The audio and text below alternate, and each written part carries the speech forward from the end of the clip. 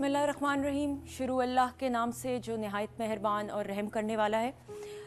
अस्सलाम वालेकुम। और हम आप सबको तहे दिल से खुश आमदीद कहते हैं जहाँ जहाँ पे हमारे प्रोग्राम को देखा जा रहा है, हमारी ट्रांसमिशन को देखा जा रहा है। दुआ यही है, उम्मीद यही है और यकीन यही है कि आप जहाँ रहें अपना और अपने इर्द गिर्द लोगों का अल्लाह ताला आपको और आपकी पूरी फैमिली को अपने हिफ्ज़ व ईमान में रखे।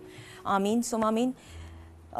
नाज़रीन, 16 दिसंबर पाकिस्तान की तारीख़ का सबसे स्याह दिन अगर मैं कहूँ, एक ऐसा दिन जिसमें हम सब की, चाहे बड़े हों छोटे हों नौजवान नस्ल हों, सबकी रूह कांप उठी, सबके दिल लरज़ उठे। एक ऐसा दिन जिसने पूरी दुनिया को हिला के रख दिया। पेशावर के आर्मी पब्लिक स्कूल में जिन नन्हे बच्चों ने शहादत नोश फरमाई, इस सारे वाक़े की, इस सारे सानेहे की जितनी भी मज़म्मत की जाए कम है। क्योंकि मैं जब मीडिया की कवरेज देख रही थी, जितने भी चैनल्स थे, जितने भी एंकर्स थे रिपोर्टिंग कर रहे थे, इंटरनेशनल मीडिया ने भी इस बात को बहुत ज़्यादा हाईलाइट किया। वो नेगेटिव भी था, पॉजिटिव भी था, वो हम बाद में डिस्कशन का हिस्सा बनाएंगे। लेकिन मैंने थोड़ी देर के लिए सिर्फ, जो कि मैं आपको भी चाहती हूँ कि आप अगर थोड़ी देर के लिए, कुछ लम्हों के लिए अपनी आंखें बंद करें और ये सोचिए कि 16 दिसंबर की सुबह को जब एक माँ ने अपनी बच्चे को नींद से स्कूल जाने के लिए उठाया होगा, तो क्या उस माँ ने कभी सोचा होगा कि वो आखिरी दफ़ा होगी जब वो अपने बच्चे को खुदा हाफिज़ कर रही होगी? क्या उस बच्चे को जब उसने उसके लिए लंच बनाया होगा और नाश्ता बनाया होगा, तो क्या आप कभी सोच सकते हैं कि उस माँ ने कभी अपने वहमो गुमान में भी उसके होगा कि ये वो आखिरी दफ़ा होगी जब वो अपने बच्चे के लिए नाश्ता बना रही होगी, लंच बॉक्स बना रही होगी?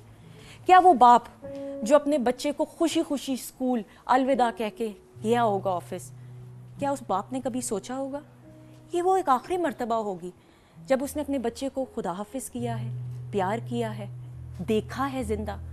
वो बहन भाई छोटे छोटे, क्या उन्होंने कभी सोचा होगा कि वो आखिरी दफ़ा होगी जब वो अपने उस भाई को मिल रहे होंगे, देख रहे होंगे, उससे बात कर रहे होंगे?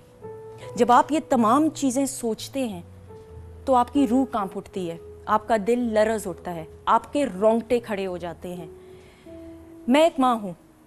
जब मेरी शादी हुई, मेरे औलाद नहीं थी, जब मेरी शादी हुई तो बहुत सारे लोगों ने कहा कि जब तुम सुंदस माँ बनोगी तो तब तुम्हें पता चलेगा कि ममता चीज़ क्या होती है। मेरे हस्बैंड को कहा कि जब तुम बाप बनोगे, जब तुम्हारे यहाँ औलाद होगी तो तब तुम्हें पता चलेगा कि माँ बाप का जज्बा क्या होता है, माँ बाप कैसे बच्चे के लिए जान निछावर करते हैं। तो जब उस लम्हे मैंने टीवी देखा, अपनी आंखें बंद की, तो मैंने सिर्फ ये सोचा कि उन माँ बाप के ऊपर, उस पूरे ख़ानदान के ऊपर क्या क़यामत टूटी होगी। ये वो दुख है, ये एक ऐसा सानिया पेश आया है जिसको ख़त्म नहीं किया जा सकता। उस दुख को बिल्कुल ख़त्म नहीं किया जा सकता, चाहे 5 दिन गुजर जाएं, 5 महीने गुजर जाएं, 5 साल गुजर जाएं, 50 साल गुजर जाएं नाज़रीन। लेकिन ये वो ऐसा दुख है जो ना सिर्फ उन ख़ानदान वालों के दिल में बल्कि हमारे दिलों में भी कहीं ना कहीं ज़रूर रहेगा। मैं चाहती हूँ कि आज इस नशिस्त में आप हमें कॉल भी कीजिए। इंसान बड़ी प्लानिंग करता है ज़िंदगी के अंदर। आप हमारा प्रोग्राम पिछले 2-2.5 महीनों से रिकॉर्डेड देख रहे थे। हमने आज की तारीख़ लाइव आना था और बड़ी हमने प्लानिंग की हुई थी कि हम ये करेंगे, वो करेंगे, इस तरह करेंगे। लेकिन इंसान को पता नहीं होता कि अगले लम्हे क्या होना है। प्लानिंग तो बहुत कुछ की होगी। उन माँ बाप ने भी अपनी औलाद के बारे में थोड़ी देर के लिए ये सोचें, थोड़े लम्हों के लिए अगर ये आप सोचें कि हो सकता है उनमें से कितनी ऐसी औलादें हों जो मनतों मुरादों वाली हों। उनमें से कितने ऐसे बच्चे होंगे जिनके माँ बाप ने ये सोचा होगा कि जब ये बच्चा बड़ा होगा तो मैं उसको आर्मी में भेजूंगा, मैं उसको नेवी में भेजूंगा, मैं उसको डॉक्टर बनाऊंगा, मैं उसको इंजीनियर बनाऊंगा, ये हमारे बुढ़ापे का सहारा बनेगा। कितने ऐसे ख़ानदान वाले होंगे जिनकी उम्मीदें ख़त्म हो चुकी हैं।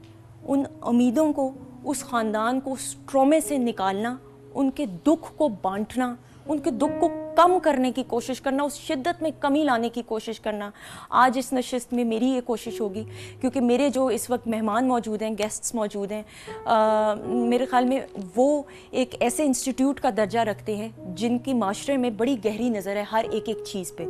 सो आज हम उनसे भी बात करेंगे। और जैसा मैंने आपको बताया कि आज आप हमारे ये प्रोग्राम बराह रास्त देख रहे हैं। बदकिस्मती से बहुत बड़े दिल के साथ मुझे ये कहना पड़ रहा है कि आज जो मेरा पहला लाइव प्रोग्राम है ऐसे टॉपिक के बारे में, जिसमें मैं आपको ये नहीं कह सकती कि प्लीज़ मुझे मुबारकबाद ना दीजिएगा कि हम लाइव हैं।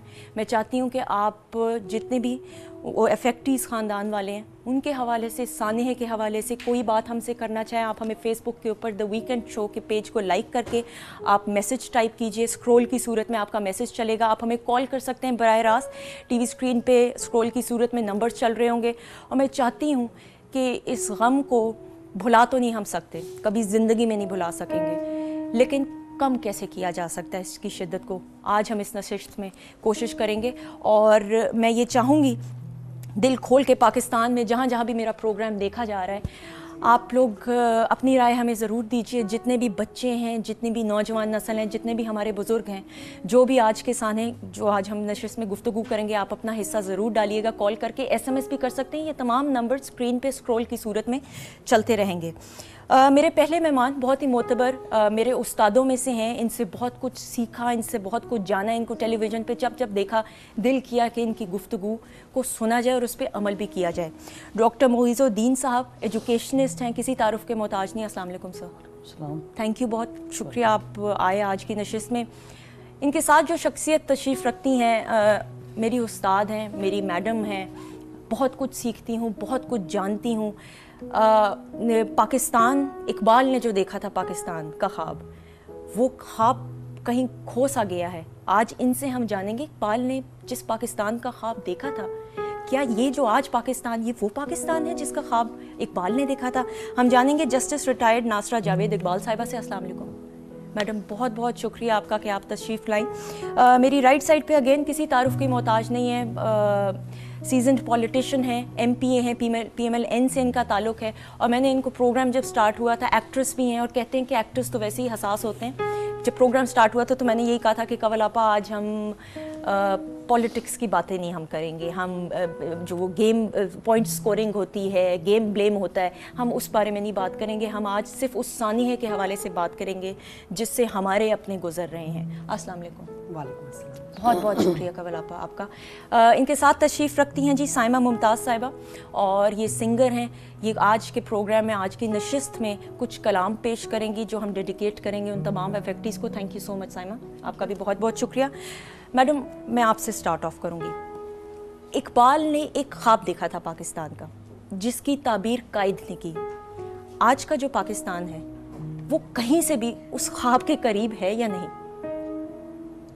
मैं नहीं समझती कि ऐसा ख्वाब उन्होंने देखा था, या वो ये तवक्को करते थे कि जब पाकिस्तान आज़ाद होगा तो ऐसी कैफियत होगी कि हर रोज़ हमारे लिए एक रोज़े महशर की तरह हमारे पर चढ़े। तो हमें तो चाहिए कि हम सोचें कि क्या था वो एक उनकी जुस्तजू, उनका तख़य्युल, वो क्या चाहते थे, और हम ये भी कोशिश करें कि उसकी तरफ हम रुजू करें और वही पाकिस्तान कायम करें जिसकी हम सबको उम्मीद थी।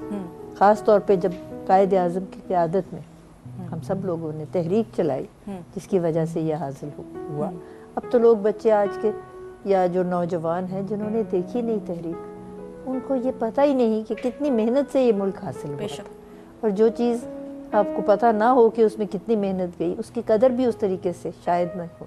बेशक बेशक, इसमें कोई शक नहीं। डॉक्टर साहब, जब पहली दफ़ा आपने टीवी स्क्रीन पे इस साने के हवाले से सुना, आपने देखा, क्या एहसासात थे, क्या जज्बात थे? क्योंकि आप तो एजुकेशनिस्ट हैं, आप तो ख़ुद बच्चों को पढ़ाते हैं, क्या आपने सोचा उस वक्त, उस लम्हे? मैं to be very frank upset इस लिहाज से नहीं हुआ कि ये हादसा मुतवक्को नहीं था। मुझे ये मुतवक्को था इसलिए कि जब ये ऑपरेशन शुरू हुआ मुझे पता था ये काउंटर प्रोडक्टिव होगा, और पूरी कौम ज़हनी तौर पर आमादा थी और उसको आमादा किया जाना चाहिए था। लेकिन जिस चीज़ ने मुझे परेशान किया वो ये था कि हमारे यहाँ अब चैनल की बहुतात है, और चैनल जब कोई काम शुरू करते हैं तो दूसरे चैनल दूसरे की नकाली करते हैं, और ये देखे बगैर कि अगर उन्होंने शुरू किया तो हमने भी शुरू करना है, और एक दूसरे से बातें ले जाने के चक्कर में वो लाइन क्रॉस करते हैं। मुझे फ़िक्र पड़ गई कि अब इस वाक़े का ट्रीटमेंट क्या होगा, और क्या ये मिसट्रीट तो नहीं हो जाएगा, ये कहीं हम इर्रिस्पॉन्सिबल कवरेज की तरफ तो नहीं चले जाएंगे, कहीं हम कौम का मोराल ऊंचा करते करते कहीं बच्चों के अंदर फियर और उनको डिमोरलाइजेशन का बायस तो नहीं बन जाएंगे। That worried me and it did happen कि over the period of time में पिछले 3, 4, 5 दिनों से जो वाक़या हुआ है, मैं ये देख रहा हूँ कि डे बाय डे जो कवरेज आ रहा है वो इम्पैक्ट के हवाले से, जो कि हमारी इम्पैक्ट स्टडी होती नहीं है, अब इसकी जब इम्पैक्ट स्टडी होगी तो लोग करवा रहे हैं। मैं आज भी एक ऐसी कॉन्फ्रेंस से आया हूँ चिल्ड्रन मीडिया के हवाले से, जहाँ पर ये बात उठाई गई है कि इसको असेस करके देखें कि जो चीज़ आप दिखा रहे हैं, जिस एंगल से दिखा रहे हैं, और वो कितनी बड़ी हकीकत क्यों ना हो, आप ये कभी गौर करें आकर के इसके देखने के बाद, आपके साथ बैठा हुआ आपका बच्चा, आपके साथ बैठी हुई आपकी माँ या बहन, उसके फीलिंग्स क्या हैं, या एडल्ट्स जो हैं इससे मुतासर हुए बगैर नहीं रहे, उनकी ज़िंदगी के अंदर उनकी ज़िंदगी पैरालाइज हो गई, उनका रूटीन लाइफ जो है वो डिस्टर्ब हुई है। आप अपने घर में अपनी माँ अपनी बहन को खुद अपने हाथों से दफना के आते हैं और फिर अल्लाह आपको सब्र दे देता है। वेरी नेक्स्ट डे आप खाना भी खा रहे होते हैं, वेरी नेक्स्ट डे आप ऑफिस भी जाते हैं, वेरी नेक्स्ट डे आपके रूटीन के मामला चलते हैं, ज़िंदगी रवां दमा रहती है। लेकिन इस वाक़े के बाद ज़िंदगी पर जमूत तारी है, बच्चे की भी, बड़ों की भी, टीनेजर्स की भी, बुज़ुर्गों की भी, लेकिन जितना आप इसको कंटिन्यू रखेंगे उतना जमूत तारी रहेगा। अब सवाल यह है कि इस जमूत से निकला कैसे जाए। लेकिन हम अपने कवरेज के अंदर मादरत के साथ एंकर्स पर्सन तकरीरें कर रहे हैं, रो रहे हैं। एंकर्स पर्सन का काम रोना नहीं है, कि रोती हुई कौम को हौसला देना है। ये we need to be very very very sensible और केयरफुल कि आप जब रिपोर्ट पेश करते हैं या खबरें पढ़ते हैं, खबरों को, दिस इज नॉट जर्नलिज्म, खबरों को, मरसिया खानी को और तकरीर के दरमियान you need to draw the line. नाज़रीन, हमने एक छोटी सी ब्रेक लेनी है, ब्रेक के बाद मजीद बहुत सारी बातें होंगी इसी हवाले से। Stay tuned, keep watching the weekend show.